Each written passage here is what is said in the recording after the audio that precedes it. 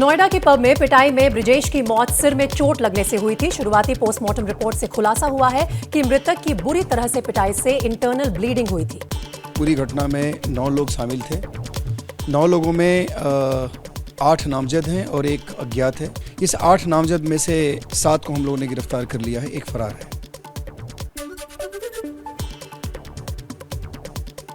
नोएडा के garden Galleria mall के pub में परसों हुई थी युवक की हत्या। पत्नी ने की कड़ी कार्रवाई की मांग।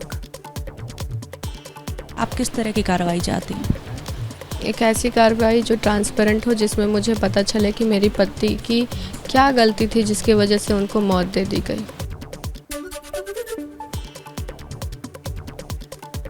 यूपी के अमेठी में समाजवादी पार्टी की नेता गुंजन सिंह पर अनुसूचित जाति के व्यक्ति का घर बुलडोजर से गिरवाने का आरोप। वायरल वीडियो के आधार पर पुलिस ने शुरू की जांच।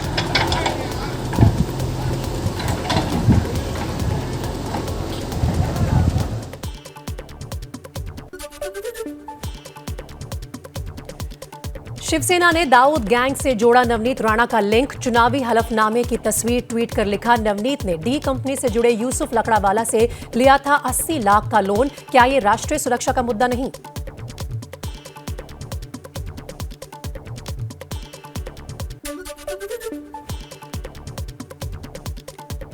जेल में सांसद नवनीत राणा के साथ बदसलूकी के आरोपों को उद्धव ठाकरे सरकार ने गलत बताया है। महाराष्ट्र के गृह मंत्री दिलीप पाटिल ने कहा, बदसलूकी नहीं हुई।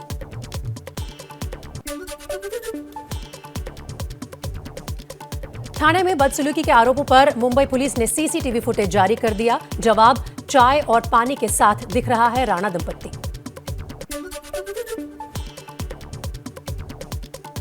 मुंबई पुलिस पर बदसलूकी के आरोप लगाने वाली नवनीत राणा का एक और झूठ सामने आया। कोर्ट में जज के सवाल पूछने पर कहा, पुलिस से नहीं कोई शिकायत। राणा दंपत्ति के वीडियो को लेकर सामना ने बोला, देवेंद्र फडणवीस पर हमला। कहा, झूठा बयान देना उन्हें शोभा नहीं देता। कहा, टोमेटो सॉस लगाकर सुमैया खुद पर हमला साबित करने में जुटे हैं। बीजेपी नेता किरीट सोमैया अपने ऊपर हुए हमले को लेकर दोपहर 12:30 बजे राज्यपाल भगत सिंह कोश्यारी से मुलाकात करेंगे। खार थाने के बाहर हुआ था हमला। कल खार पुलिस थाने पहुंचे थे बीजेपी नेता किरीट सोमैया। कहा, पहले पुलिस ने गलत एफआईआर बनाई। 23 अप्रैल को किरीट पर हुआ था शिवसेना समर्थकों का हमला। मुंबई पुलिस कमिश्नर ने उद्धव ठाकरे जी के कहने पर मेरी एफआईआर रजिस्टर करने से इनकार कर दिया है।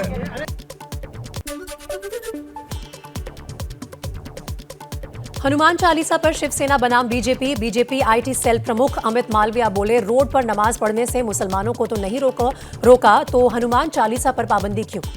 मुसलमान सड़कों पर नमाज पढ़े उस पर आपको आपत्ति नहीं है, लेकिन अगर कोई हनुमान चालीसा करना चाहता है तो वो घर में बैठ के हनुमान चालीसा पढ़े।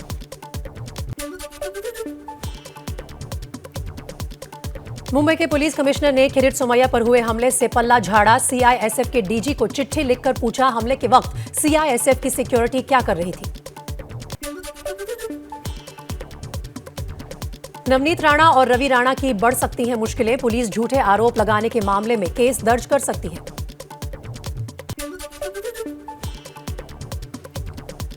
नवनीत राणा और उनके पति रवि राणा को सेशंस कोर्ट से भी राहत नहीं। कोर्ट ने 29 अप्रैल तक पुलिस से जवाब मांगा। जमानत पर सुनवाई इसके बाद होगी।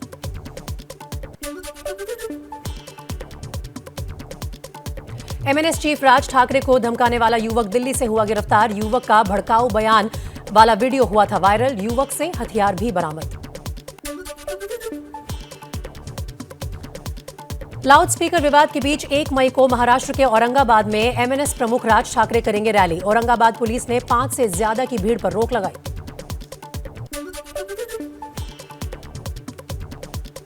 औरंगाबाद में 9 मई तक धारा 144 लागू। 1 मई को होने वाली राज ठाकरे की रैली को पुलिस ने अब तक नहीं दी है इजाजत। गृह मंत्री दिलीप वलसे बोले, कानून व्यवस्था ना बिगड़े, इसका पूरा ख्याल रखा जाएगा।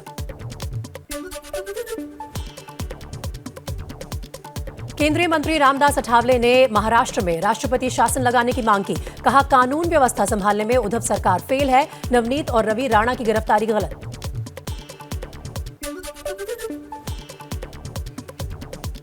महाराष्ट्र में नेताओं के फोन टैपिंग मामले में मुंबई पुलिस ने आईपीएस अधिकारी रश्मि शुक्ला के खिलाफ 700 पेज की चार्जशीट दायर की। संजय राउत, एकनाथ खड़से का फोन टैप हुआ था।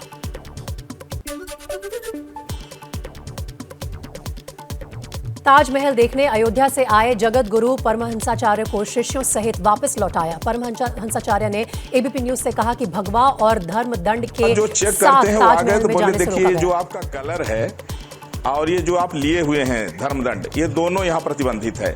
तो वहाँ एक वापस कर दिए, वो तो ठीक ही रहा, लेकिन एक मजाक जैसे बनाया गया, भगवा का एक जो है उपहास किया गया।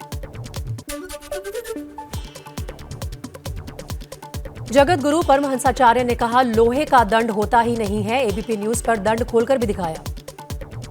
मैं यह दिखा रहा हूं, इसमें कहीं भी लोहे का न इस्तेमाल है।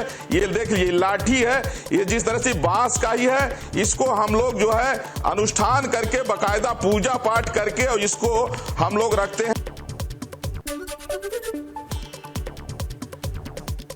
ताजमहल में नो एंट्री विवाद पर पुरातत्व विभाग के जोनल सुपरिटेंडेंट आर.के. पटेल ने माफी मांगी। कहा सीसीटीवी फुटेज से करेंगे जांच। मैं शाम से एक ही बात कह रहा हूँ सर, आप बोलिए। स्वामी जी, मैं शाम से एक ही बात कह रहा हूँ, यदि मेरे एंड पे कोई बात हुई है जो आपत्तिजनक है, मैं स्वतः उसके लिए माफी मांगूंगा, माफी मांग रहा हूँ।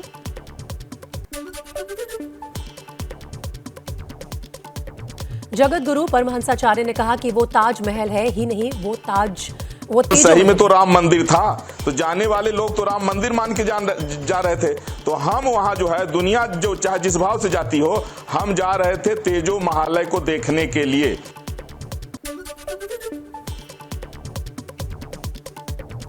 अलवर में बीजेपी और हिंदू संगठनों का विरोध प्रदर्शन। 17 अप्रैल को अलवर में 300 साल पुराने मंदिर को गिराने का विरोध। वंदे मातरम, जय श्री राम, जय श्री राम, जय श्री राम, वंदे मातरम, जय श्री राम, जय श्री राम, जय श्री राम।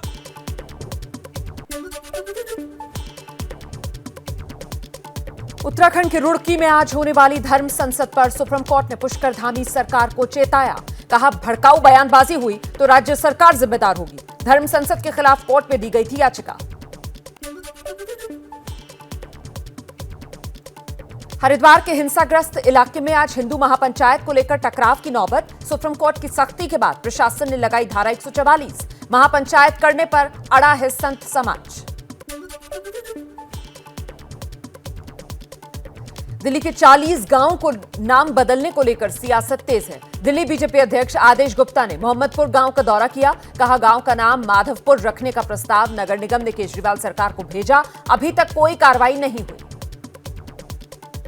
मोहम्मदपुर गांव का नाम आखिर क्यों माधवपुरम होना चाहिए, और इस प्रस्ताव को हमारे निगम पार्षद टोकस जी के माध्यम से निगम ने पास करके दिल्ली सरकार को भेज दिया। तो उन्होंने नहीं किया, उनकी तुष्टीकरण की राजनीति है।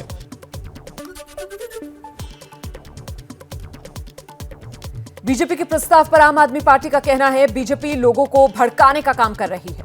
इनके भड़कावे की वजह से दिल्ली में 2 बार दंगे हो चुके हैं। मुझे लगता है अब ये बड़े दंगे की तैयारी कर रहे हैं और इसीलिए जो है लोगों की भावनाओं को भड़का रहे हैं।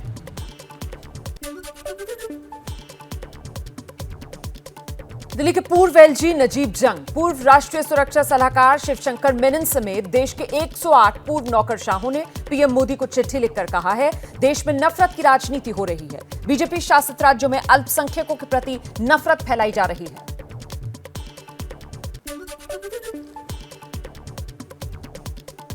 मध्य प्रदेश के खरगोन बड़वानी जिले में बीजेपी सांसद गजेंद्र सिंह का भड़काऊ बयान, वीडियो हुआ वायरल। खरगोन में हुई थी हिंसा। आपने पत्थर बरसाए हैं तो हम भी संत सनातन धर्म के लोग हैं। पत्थर तुमने बरसाए हैं, हम बड़े पत्थर और ईंट का जवाब पत्थर से देने के लिए तैयार रहना।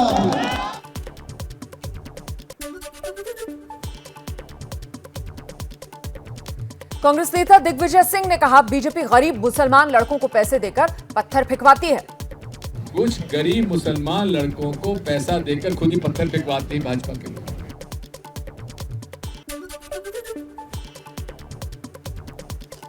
मुस्लिम पर्सनल लॉ बोर्ड ने यूनिफॉर्म सिविल कोड को असंवैधानिक और अल्पसंख्यक विरोधी बताया है। कहा मुसलमानों के लिए ये मंजूर नहीं।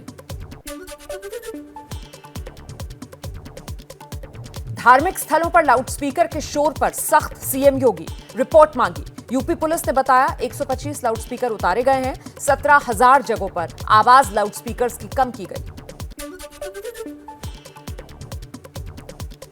उत्तर प्रदेश में अब सड़क पर नमाज नहीं पढ़ी जाएगी। सीएम योगी के निर्देश के बाद जिला स्तर पर पीस कमेटी की बैठकों में निकाला गया बीच का रास्ता।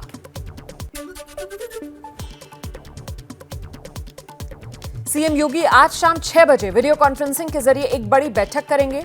ADG, DIG, DM, SDM, SP, SSP और सीओ शामिल होंगे। यूपी के सभी मंत्रियों और अधिकारियों को परिवार समेत देना होगा संपत्ति का पूरा ब्यौरा, सीएम योगी ने निर्देश दिए।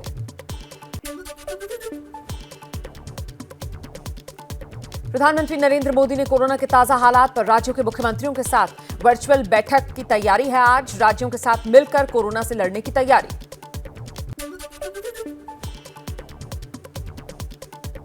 देश में पिछले 24 घंटे में कोरोना के 2,483 नए केसेस सामने आए। एक्टिव केसेस 15,636 हुए। फिलहाल देश में संक्रमण दर 0.55% है। यूपी में पिछले 24 घंटे में कोरोना के 203 नए मामले। गौतम बुद्ध नगर में सबसे ज्यादा 126 मरीज मिले।